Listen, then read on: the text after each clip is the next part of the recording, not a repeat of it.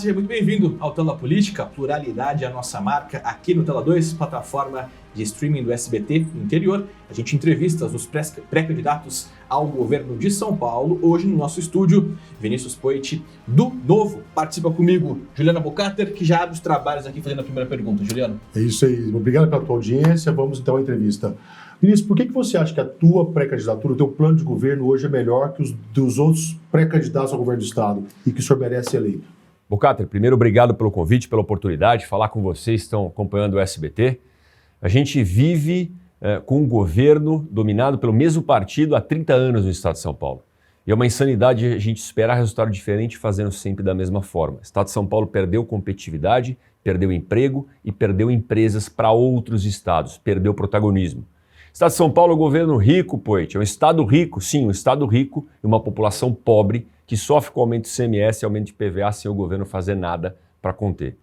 No nosso plano e a nossa ideia da nossa pré-candidatura, número 1, sem nenhum centavo de fundão eleitoral. Já começando com a pré-campanha e campanha respeitando o pagador de impostos. E a única pré-candidatura ao governo que se coloca à disposição, mostrando credibilidade e confiança para fazer isso sem utilizar o dinheiro da população, Quem paga a conta? assim como o nosso partido. Assim como uma emissora, um restaurante ou qualquer empresa ou comércio, a gente precisa oferecer um bom serviço para anunciantes quererem anunciar, para pessoas quererem ir a um restaurante. Oferecer um mau serviço, ninguém vem. Então, o pré-candidato, na nossa opinião, tem que oferecer um bom serviço. O que é? Ser transparente, cumprir o que fala e assim as pessoas físicas que acreditarem, é lógico que é muito mais difícil, né? E por isso que a gente quer dar o exemplo, pagam a conta doando voluntariamente e não pegando os impostos. Então esse é o principal diferencial. Agora, rapidamente sobre propostas, é a única candidatura com convicção, porque não fica mudando de partido como troca de roupa. É a única candidatura que já está focando no estudo do ensino técnico. Precisa melhorar o ensino técnico no Estado de São Paulo e melhorar a empregabilidade dos jovens, que 1 em cada 4 estão desempregados. As empresas indo embora porque não tem mão de obra qualificada. Então, melhorando o ensino técnico, melhor o futuro dos jovens, atrai empresas juntamente com uma desburocratização que esse Estado nunca viu. Transformação digital da saúde, melhoria na segurança pública, dá para a gente avançar em muitas pautas, mas não usar o fundão e ser o único candidato com convicção e que já é contra a reeleição logo de cara, são diferenciais enormes e que vão garantir resultados diferentes do que a gente viu no nosso Estado há 30 anos. E como ir na contramão da máquina pública, na contramão da política brasileira, que defende tudo isso que você defende o contrário? Como fazer a virada de chave? Olha, primeiro acreditar que é possível, né? Porque se a gente não acreditar e trabalhar duro, nunca a gente vai ver uma mudança na política brasileira. Segundo, sair da indignação e partir para a ação. Quantos amigos nossos, vocês que estão em casa, né, ou assistindo essa entrevista agora, pensam, puxa, alguém tem que fazer alguma coisa. Por que que ninguém faz nada? A gente tem que sair dessas perguntas e fazer alguma coisa. E a mudança começa em cada um de nós. Eu, empreendedor, administrador de empresas, nasci de São Bernardo do Campo, com família, eu digo, lá na roça de Oswaldo Cruz, aqui em Rio Preto, Catanduva, eu resolvi sair da minha vida ali e me arriscar e melhorar meu país. O preço que todo mundo vai pagar por não se interessar por política é continuar a ser governado por quem se interessa. Então vamos tomar conta do nosso país. E dá certo. Deu para eu me eleger sem fundão eleitoral, fazer mais de 200 mil votos, aprovar um monte de projeto no mandato, ser eleito o deputado mais econômico e mais transparente da história do Congresso Nacional pelo ranking dos políticos. Então o que é impossível para quem trabalha duro, né, e faz diferente? Vinícius, o teu exemplo não é capaz de dar tanta força ao partido para conseguir se eleger como governador. Com que força o Partido Novo chega nessas eleições no Estado de São Paulo? Olha, é um primeiro exemplo, Bocater, para trazer mais pessoas para o pleito e para a política. Preciso de mais gente. Eu discordo um pouco que não é o suficiente, porque foi o suficiente lá em Minas Gerais, né? Na primeira eleição, o Zema, num cenário talvez mais polarizado e com menos opções, saiu de 2% em abril e ganhou a eleição. Aqui em São Paulo é mais difícil, você tem razão. A onda da mudança. Na época, em 2018, tinha a onda da mudança que não existe hoje. Aqui não existe tanto a onda da mudança, mas existe a onda de, olha, chega de polarização, chega de imitada e lacrada, eu quero resultado. O nosso mandato apresentou o resultado, mas você tem razão, precisa de mais gente. Então o desafio número 1 dessa pré-candidatura ao governo é ter a chapa completa. O que é ter a chapa completa? pré-candidaturas a deputados federais, estaduais e deputadas, né, que estejam no máximo permitido. 71 para federal, 95 para estadual. E a gente vai ter. Hoje estamos quase em 500 pessoas inscritas voluntariamente, fazendo um curso no processo seletivo do Novo em São Paulo para serem deputados e deputadas. E com a chapa completa, com gente aqui de Rio Preto, inclusive, de Olímpia, de Catanduva, de Barretos e do estado inteiro, a gente vem com mais força e com um time, o dobro, o triplo do que tinha em 2018, para compensar essa onda de renovação que é menor nos dias de hoje. Falando de forma prática, projetos para o estado de São Paulo. A gente sabe que o Unicef pontuou que a pandemia fez com que a educação regredisse 20 anos no período de 2 anos. De forma prática, o que é possível ser feito aqui no estado de São Paulo quando o assunto é educação pública? Perfeito. 2 projetos de forma prática, tendo em vista o diagnóstico já bem falado que o tempo que as crianças ficaram fora da escola vai demorar gerações, talvez décadas, para a gente resolver. Número 1, falei um pouquinho antes, ensino profissionalizante tem que ser muito maior em São Paulo. 10% dos alunos do ensino médio do estado de São Paulo fazem algum tipo de contraturno profissionalizante. Estados como Paraíba, Ceará, Minas Gerais chegam a 20%. Se olhar para outros países como a Alemanha, mais de 50%. A gente vai tirar dinheiro da onde não é prioridade do Estado, diminuir o número de secretarias, privatizações e voltar para o que é prioridade, ensino profissionalizante. Inclusive, estimular a abertura de escolas de ensino profissionalizante em parcerias público-privadas, caso o governo não tenha condições de expandir o Centro Paula Souza, que é referência às ETECs, e a gente tem que construir mais, inclusive, e aproveitar o contraturno das estruturas das escolas já existentes para impulsionar e o jovem sair com um emprego e uma renda. Número 2, o segundo projeto, ICMS educacional. Já é uma bandeira do Partido Novo desde o começo do mandato, desde o começo de 2019, na verdade, com o deputado estadual Daniel José na Assembleia Legislativa.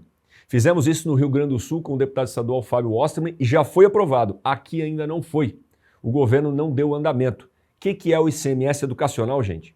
ICMS é o que o governo arrecada. Ele repassa parte desses impostos, dessas arrecadações para os municípios. A gente vai começar a repassar com base em metas educacionais. Está inventando a roda, Poit? Não, já existe em outros estados brasileiros. Ceará é um deles, Pernambuco é outro.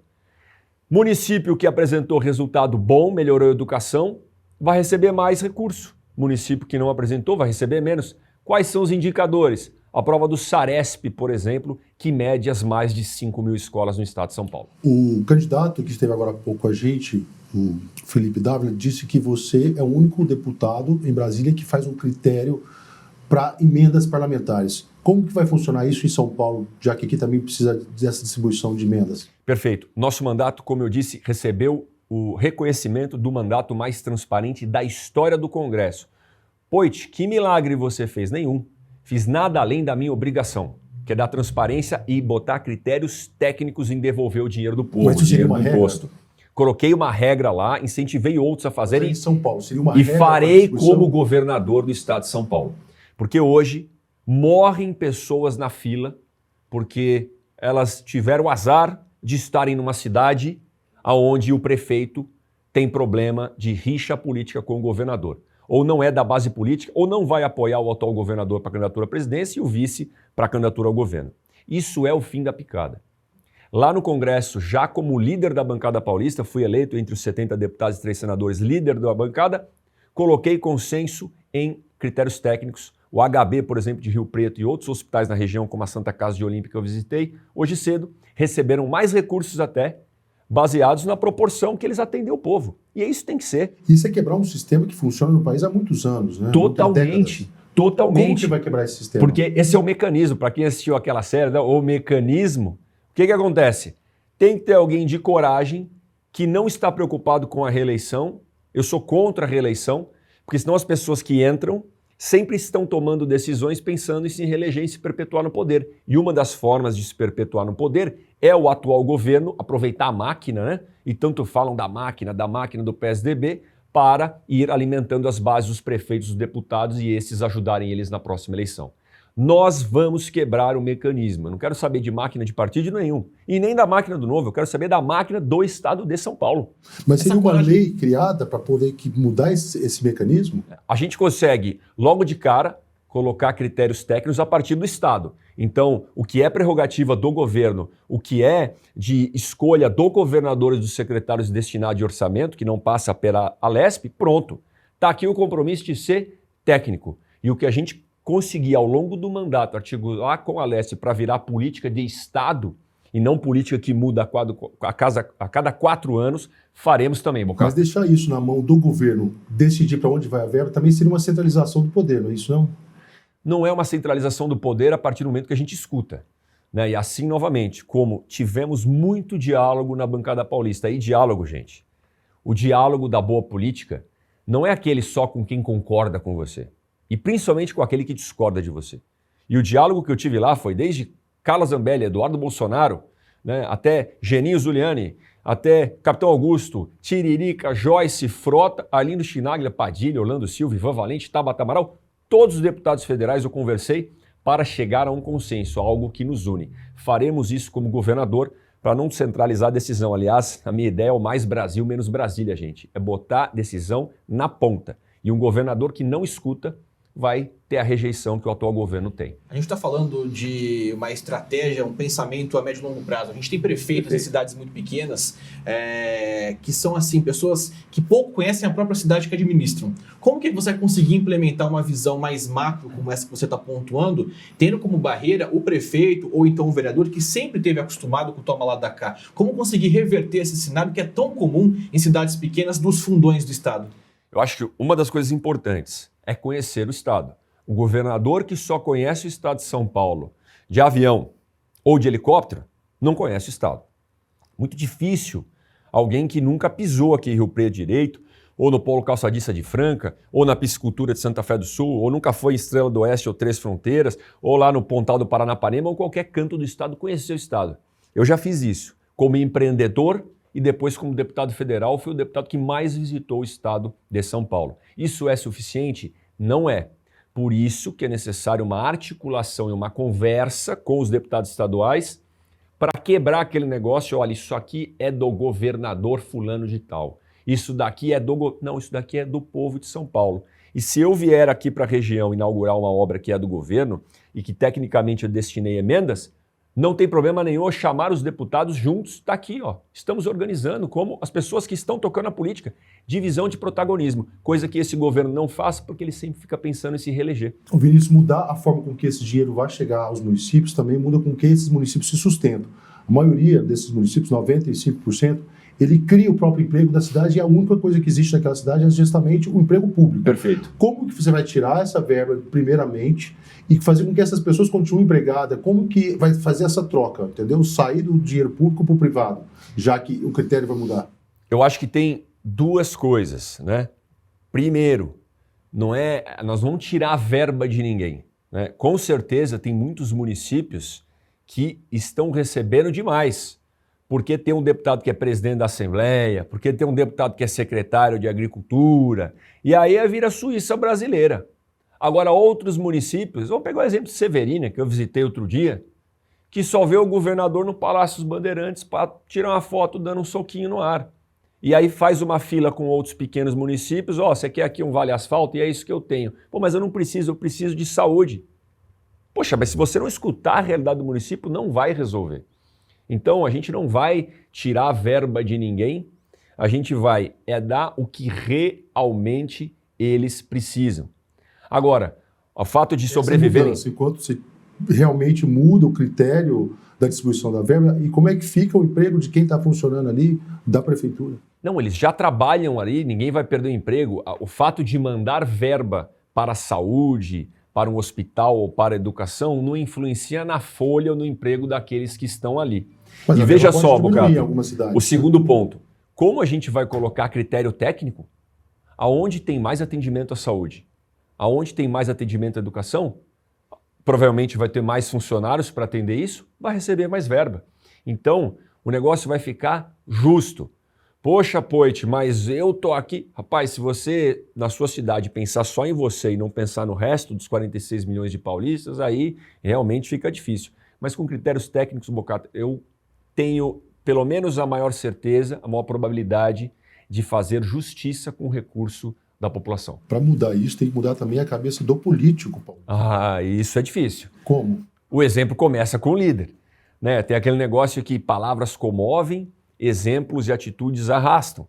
Então, se eu começar com um exemplo, igual eu dei no Congresso Nacional, já fazendo essa dinâmica de critério técnico no Congresso, já sendo o deputado mais transparente, mais econômico, não ter o motorista, não ter o carro oficial, não ter auxílio moradia, não ter apartamento adicional, não tenho seguro saúde infinito, não uso toda a verba de gabinete, nem contrato 25 assessores, eu já dou um exemplo lá. Coragem e exemplo são suficientes?